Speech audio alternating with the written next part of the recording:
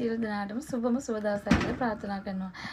මම හදිස්සියෙන් මේ වීඩියෝ එක අරගෙන ආවේ අපේ ආයතනයේට මේ වෙනකොට 2026 ඒප්‍රිල් එකකට හදිස්සියම දරුවෝන් සඳහා වේකන්සි වගේක් හම්බලා තියෙනවා ජපාන් භාෂා පාසල් වලට. ඒකේ ඉන්ටර්විව් වලට දාගැනීමේ හැකියාව තියෙන ඕනම දරුවෙකුට සාමාන්‍යයෙන් ඒ ළමයින්ට තියෙන ඕන සුදුසුකම් තමයි N5 මට්ටමට කතා කිරීමේ හැකියාව හෝ JLPT හෝ JFT හෝ NET exam එක හෝ N5 පාස් වෙලා තියෙනවා නම් ඒ දරුවන්ට ඇප්ලයි කිරීමේ හැකියාව තියෙනවා. අද හෙට අනිත් දවස් 3 ඇතුළත අනිවාර්යයෙන්ම +81යි එහෙම